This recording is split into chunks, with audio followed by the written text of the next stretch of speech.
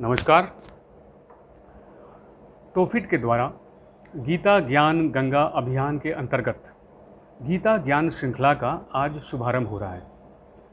इसके प्रथम सत्र में सभी श्रोताओं की ओर से तथा अपनी ओर से पूज्य आचार्य जी का मैं हार्दिक स्वागत तथा हम सभी का सादर प्रणाम।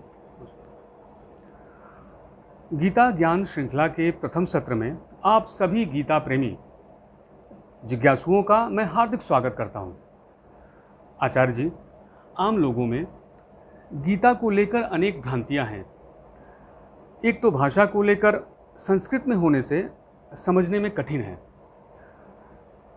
दूसरे लोग इसे दार्शनिक या धार्मिक ग्रंथ मानते हैं और इसका कोई उपयोग भौतिक या सांसारिक जीवन में नहीं समझते हैं। इसे बुढ़ापे में पढ़ने योग्य समझते हैं। ऐसा कहा जाता है कि गीता में मानव जीवन की सभी समस्याओं या प्रश्नों का समाधान है। कुछ लोग रामायण के बारे में भी ऐसा सोचते हैं। आचार्य जी, मेरा आपसे पहला प्रश्न है कि आपने गीता को ही क्यों चुना? साथ में मैं दूसरा प्रश्न भी पूछना चाहूँगा। दूसरा प्रश्न है, युवाओं के लिए गीता ज्ञान कैसे उपयोगी है?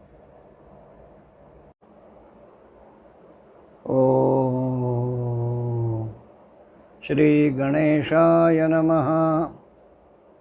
श्री गुरुभ्यो नमः। वसुदेवसुतं देवं कंसचाणूरमर्दनं देवकी परमानन्दं श्रीकृष्णं वन्दे जगद्गुरुम्।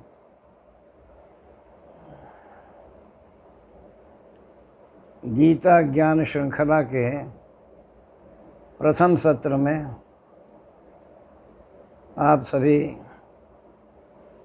गीता प्रेमी जिज्ञासुओं का और हमारे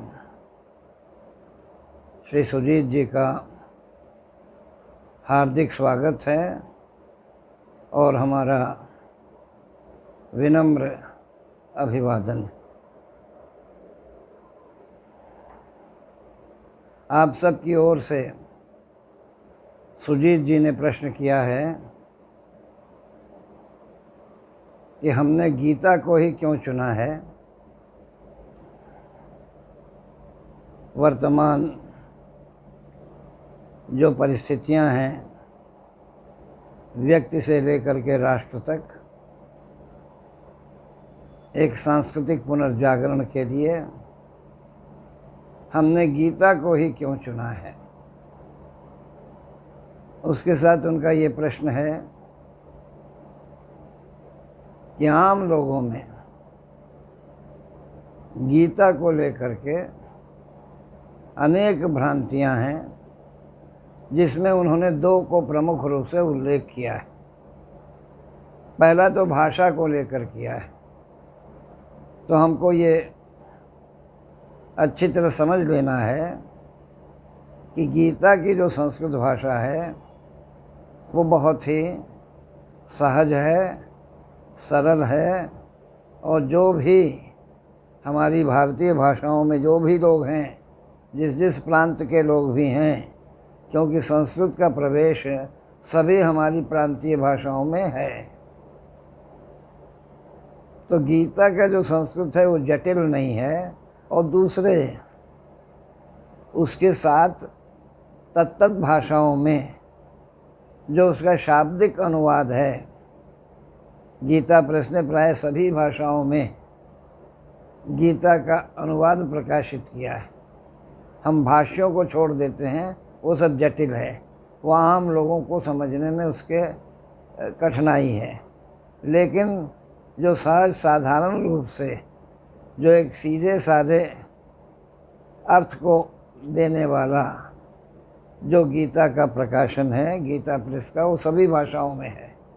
उसको रखना चाहिए सामने, श्लोक को पढ़ने का प्रयास करना चाहिए, क्योंकि संस्कृत हमारे देश की, हमारे सभी प्रांतों की एक प्रकार से राष्ट्रभाषा है। क्योंकि सभी प्रांतों के सभी प्रांतीय भाषाओं में सभी संस्कृत के ग्रंथ उपलब्ध हैं। श्रीमद् भगवद गीता है, उपनिषद है, भागवत है, पुराण है, सभी प्रांतीय भाषाओं में उपलब्ध हैं। तो क्या हुआ, संस्कृत को सीखने के लिए या संस्कृत को पढ़ने के लिए संस्कृत की देवनागरी लिपि को जानना बहुत ज़रूरी नहीं है। सभी लिपियों में संस्कृत लिखा हुआ है। कन्नड़ वाले कन्नड़ में पढ़ सकते हैं संस्कृत को, हिंदी वाले हिंदी में पढ़ सकते हैं, बंगाली वाले बंगाली में पढ़ सकते हैं। यानी सर्वाधिक भाषाओं में लिखी जाने वाली है संस्कृत। संस्कृत का कोई एक सुनिश्चित लिपि नहीं है, वो सभी लिपियों में संस्कृत है। तो इसलिए ये भाषागत जो कठिनाई है वो एक प्रकार का हमारे अंदर जो हम लोग शताब्दियों से जो परतंत्रता में रहे हैं, हमारी जनता, हमारे लोग, हम लोग, तो उससे हम लोग संस्कृत से कुछ दूर हो गए। उस दूरी के कारण हम लोगों को ऐसा लगता है कि संस्कृत जो है बड़ी जटिल है, कठिन है। बहुत सरल है, समझने में भी सरल है। हम बहुत ज़्यादा व्याकरण जानना सीखना न करें, लेकिन गीता के जो श्लोक हैं उसको 2 बार 4 बार अगर दोहराएंगे, उसका एक नियम बना लेना चाहिए। रोज़ रात्रि को सोने के पहले, ये कोई कर्मकांड का ग्रंथ नहीं है, इसलिए इसमें ऐसा कुछ नहीं है कि नहा के बैठना है, धो के बैठना है, तो पूजा के कमरे में बैठना है, तो भगवान के सामने ऐसा कोई नियम भगवत गीता के साथ नहीं है। भगवत गीता को हम रेल में, हवाई जहाज़ में, रात के सोने के पहले निकाल लिए। अब तो मोबाइल में ही भगवत गीता है, 18 अध्याय हर भाषा में उपलब्ध है। हमने निकाल लिया, उसको 5 श्लोक क्रम से 5 श्लोक को पढ़े, मूल को प्रयास किया। धीरे धीरे प्रयास करेंगे ना, हम लोगों का जो ज़बान है वो संस्कृत के उच्चारण में सक्षम है। सभी भाषाओं के लोगों के लिए थोड़ा सा अभ्यास खोजता है। किसी भी भाषा में अभ्यास हो जाता है तो भाषा सरल हो जाती है। तो हम लोगों को रोज़ रात्रि में सोते वक्त 5 श्लोक कम से कम गीता का मूल को पढ़ना, फिर उसके अनुवाद को पढ़ना और उस पर थोड़ा मनन करना, आँख बंद करके उसको मनन करना कि क्या बात हुई। अर्जुन का 5 श्लोक है तो अर्जुन ने क्या पूछा है, भगवान का उत्तर है तो भगवान ने क्या उत्तर दिया है। इस पर थोड़ा सा एक 5 मिनट, 10 मिनट, 15 मिनट मनन करना, अध्ययन करना, फिर मनन करना, और इसके बाद फिर चिंतन आएगा बाद में। पहले अध्ययन और मनन, ये 2 काम होना चाहिए। तो ये संस्कृत भाषा की जटिलता अपने आप समाप्त हो जाएगी। अब दूसरा प्रश्न जो है इसमें जो उठाया गया है वो है कि इसको धार्मिक और आध्यात्मिक ग्रंथ समझते हैं या दार्शनिक ग्रंथ समझते हैं। इसलिए इसका जो सांसारिक उपयोग है, जो गृहस्थ आश्रम में इसका उपयोग है, सांसारिक जीवन में इसका जो उपयोग है, उसका ज्ञान नहीं होता है। वो लोगों को लगता है कि इसका संसार में क्या प्रयोजन है, ये तो बुढ़ापे में दर्शन और अध्यात्म तो बुढ़ापे का है। ऐसी एक धारणा हमारे पूरे देश में फैली हुई है कि अध्यात्म कब होगा। अध्यात्म यानी भगवान का चिंतन मनन करना, भजन करना, तीर्थ यात्रा करना इत्यादि इत्यादि को लोग आध्यात्म समझते हैं। तो अध्यात्म का क्या है, कब होगा भाई, तो वो बुढ़ापे में होगा। ऐसी एक धारणा हमारे आपके अंदर बनी हुई है। इससे क्या होता है, हम लोगों को लगता है कि गीता में जो संदेश है या जो उपदेश है या आदेश है, उसका हमारे व्यावहारिक जीवन में उसका कोई उपयोग उनको समझ में नहीं आता है। ये एक दूसरी बात। सबसे पहली बात तो ये समझना है कि यह जो उपदेश है, ध्यान से अगर देखिए, हम सब लोग, आप लोग देखें, हम लोग देखें, तो क्या दिखाई देता है? ये दिखाई देता है कि ये किसी आश्रम में, किसी तीर्थस्थान में, किसी मंदिर मठ में दिया हुआ उपदेश नहीं है। ये एक महायुद्ध के प्रारंभ होने के पहले दिया गया उपदेश है। एक विलक्षणता गीता की है। यानी ये आश्रम में वैराग्य सिखाने वाला ग्रंथ नहीं है, ये सन्यासी बनाने वाला ग्रंथ नहीं है। भाई अध्यात्म बुढ़ापे में होगा, तो ये बुढ़ापे की चीज़ है नहीं। गीता में दो बातें हैं, इसको आपको मैं इस प्रथम श्रृंखला के प्रथम सत्र में ये सामने रख देना चाहता हूँ कि पूरी भगवत गीता में दो धाराएं हैं। पहली धारा है जीवन दर्शन और दूसरी धारा है तत्वज्ञान। यानी जगत गुरु योगेश्वर परात्पर श्री कृष्ण भगवान ने एक तत्व ज्ञान दिया है इसमें और एक जीवन दर्शन दिया है इसमें। हमको मृत्यु के पहले तत्व ज्ञान मिलना चाहिए, और जीवन कब मिलेगा वो तत्व ज्ञान हमको? मृत्यु के पहले, जब हम गीता के जीवन दर्शन को जीवन में अपनाएंगे। गीता का जो जीवन दर्शन है वो यदि हमको समझ में आ जाए, जो व्यावहारिक है, जो सांसारिक जीवन को संतुलन देने वाला है, वो यदि हमारी समझ में आ जाए, उस जीवन दर्शन को हम अपना लें, तो क्या होगा? तत्वज्ञान हमको प्राप्त हो जाएगा, उसकी संभावना बन जाएगी। तो सबसे पहले ये अच्छी तरह हम लोगों को ध्यान रखना है कि गीता आध्यात्मिक ग्रंथ होते हुए भी, दार्शनिक ग्रंथ होते हुए भी, उसमें एक जीवन दर्शन है। यह सांसारिक जीवन को कैसे जीना चाहिए, इसके सूत्र योगेश्वर ने दिए हैं। इसलिए उसका एक व्यावहारिक बहुत बड़ा उपयोग है और आज के संदर्भ में सबसे ज़्यादा उपयोग है। ये दो बातें आप लोगों को स्पष्ट हुई कि एक तो भाषा वाला और दूसरा ये आध्यात्मिक ग्रंथ ठीक है, ये दार्शनिक ग्रंथ है, ये भी ठीक है, लेकिन ये सिर्फ ऐसा दर्शन ग्रंथ नहीं है जो जीवन से कटा हुआ हो। इसमें एक जीवन दर्शन भी है जिसको अपना लेने पर हमारा भौतिक जीवन, हमारा सांसारिक जीवन भी सुखमय शांतमय होता है और अंत में हमारा जो आध्यात्मिक लक्ष्य है तत्वज्ञान का अनुभव, वो भी हमको प्राप्त हो जाता है। ये दोनों लाभ गीता ज्ञान में उपलब्ध है। अब प्रश्न ये उठा कि भाई सभी समस्याओं का समाधान गीता में है, प्रश्नों का है, ऐसा कहा जाता है, और हम नहीं कह रहे हैं, बहुत सारे लोग कह रहे हैं, और रामायण के बारे में भी ऐसा लोग कहते हैं। तो अब यहाँ यही एक प्रश्न आया कि फिर गीता को हमने क्यों चुना है? उसका कारण ये है कि देखिए, हम लोगों के पास दो प्रकार की भाषाएं हैं। एक भाषा हमारे बुद्धि की भाषा है जो तर्क पर आधारित है, एक हृदय की भाषा है जो आस्था पर आधारित है, विश्वास पर आधारित है।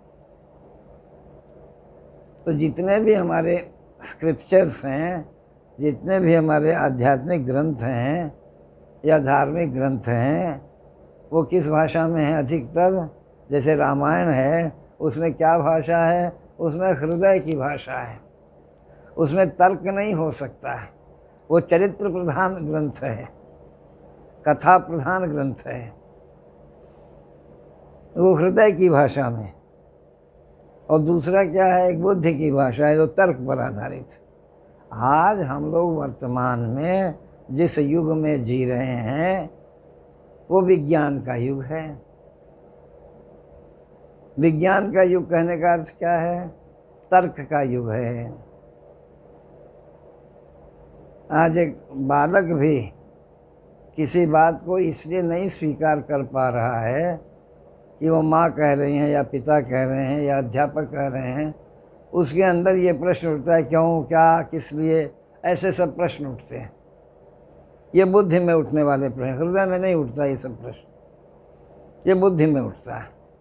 तो अभी क्या स्थिति में हम लोग गुजर रहे हैं वर्तमान में? इस विज्ञान के आने से हम सब की बुद्धि जाग गई है और बुद्धि की भाषा में ही अभी लोगों को समाधान चाहिए, अपने प्रश्नों का भी, अपनी समस्याओं का भी। और गीता एकमात्र ऐसा ग्रंथ है उपनिषदों के बाद जो बौद्धिक भाषा में, बुद्धि की भाषा में हमारी समस्याओं का, हमारे प्रश्नों का समाधान देती है। इसीलिए पूरी गीता क्या है, वो एक संवाद है।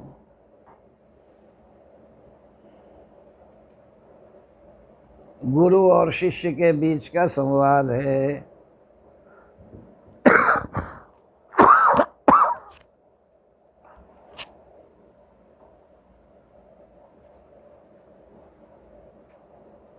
गुरु और शिष्य के बीच का संवाद है, दो मित्रों के बीच का संवाद है। तात्कालिक संबंध योगेश्वर परात्पर श्री कृष्ण जगत गुरु और वीर अर्जुन के बीच क्या था, जो है वो संवाद है। गुरु और शिष्य के बीच का संवाद है, दो मित्रों के बीच का संवाद है। और जरा आध्यात्मिक दृष्टि से देखा जाए तो भक्त और भगवान के बीच का संवाद है। और संवाद किस स्तर पर है, वो बुद्धि के स्तर पर संवाद है। एक मानव बुद्धि में कितने भी सवाल उठ सकते हैं जो जीवन को लेकर के, वो सारे प्रश्न अर्जुन ने उठाए हैं और योगेश्वर जगतगुरु श्री कृष्ण भगवान ने, परमात्मा ने उन सब का समाधान बौद्धिक भाषा में, बुद्धि की भाषा में दिया है। हमने गीता को क्यों चुना है, वो इसीलिए चुना है कि आज गीता की भाषा को समझने योग्य बुद्धि बहुत सारे लोगों को प्राप्त है। मैं एक छोटा सा उदाहरण देता हूँ। एक स्थान पर मेरा कार्यक्रम चल रहा था, और बौद्धिक कार्यक्रम होता है, गीता का जो भी कार्यक्रम है बौद्धिक है। तो हमारे उसको श्रोता, सुनने वाले एक श्रोता एक फल बेचने वाले ठेले वाले से मिले। एक बाज़ार में मध्य में हो रहा था, हजारों श्रोता थे उसमें, सार्वजनिक कार्यक्रम था। तो उस ठेले वाले से उन्होंने पूछा कि भाई स्वामी जी, शास्त्री जी आए हैं, उनका आपने सुना क्या तुमने? तो उसने कहा कि क्या है, वही गाना बजाना होता होगा, नाच गाना भजन कीर्तन होता होगा, और क्या है? कहे नहीं, उसके क्या कुछ यहाँ का खुराक है, दिमाग का खुराक है कुछ वहाँ? यानी आज आदमी क्या खोज रहा है, एक ठेले वाले से लेकर के एक ऊंचाई तक रहने वाले अधिकारी तक बुद्धि का समाधान चाहिए। मनुष्य को एक सामान्य संतुलित जीवन जीने के लिए दो चीज़ों की ज़रूरत पड़ती है। एक भौतिक समृद्धि चाहिए हमको, एक बौद्धिक समाधान चाहिए। आज समस्या कहाँ है? जिसको भौतिक समृद्धि है उसको बौद्धिक समाधान नहीं है, जिसके पास बौद्धिक समाधान है उसके पास भौतिक समृद्धि नहीं है। ये दोनों का जब योग होता है तब एक संतुलित जीवन प्रारंभ होता है, जिसमें जीवन दर्शन भी आता है और तत्व ज्ञान भी आता है। तो ये गीता को हमने क्यों चुना है? क्योंकि ये बुद्धि की भाषा में जीवन के रहस्य को, जीवन के वास्तविक लक्ष्य को दर्शाता है और उस लक्ष्य को प्राप्त होने का एक मार्ग बताता है। अब दूसरा भाग जो आपके प्रश्न का सुजीत जी है कि युवाओं के लिए क्यों ज़रूरी है, वो इसलिए ज़रूरी है क्योंकि जिनको ये कहा गया, ये उपदेश अर्जुन, वो एक योद्धा था, एक सैनिक था, युद्ध की भूमि में खड़ा था। वो कोई बूढ़ा व्यक्ति नहीं था, वो कोई रिटायर्ड पर्सन नहीं था, वो जीवन को जीने वाला भी 30-35 साल का युवक था वो, जब युद्ध हुआ तब। तो इसलिए युवकों को बताया गया, युवक को सुनाया गया है ये उपदेश, इसलिए युवकों के लिए बहुत ज़रूरी है। और दूसरी बात क्या है,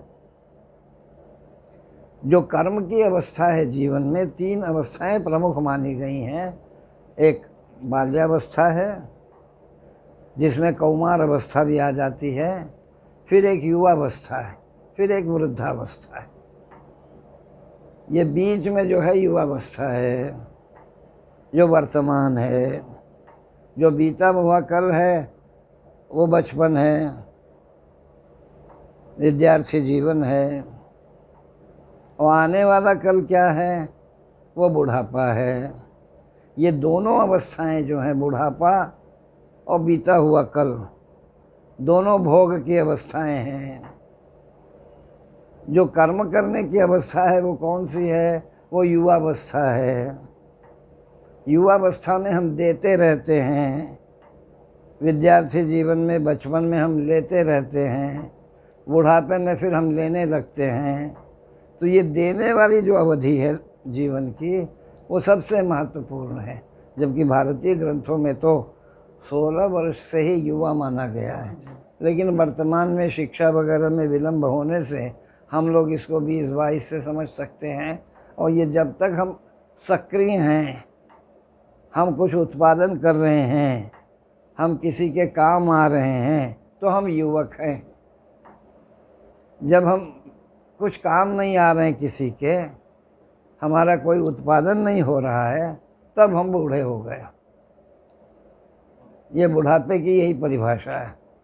जब हम निष्क्रिय हो गए, अकर्मण्य हो गए, हम कुछ उत्पादन नहीं कर रहे हैं, किसी के काम नहीं आ रहे हैं, हमारा जो यूटिलिटी वैल्यू है वो माइनस हो गया, तब हम बूढ़े हो गए, चाहे उम्र कुछ भी हो हमारी। और यदि वो यूटिलिटी वैल्यू बना हुआ है तो चाहे 80 वर्ष के हों, 70 वर्ष के हों, हम युवा हैं, क्योंकि हम कुछ दे रहे हैं, हम पूरी तरह लेने वाली स्थिति में नहीं गए। तो इसे युवावस्था को जो युवकों को ये उपदेश दिया गया है, इसलिए युवकों के लिए ये बहुत आवश्यक है इसका श्रवण।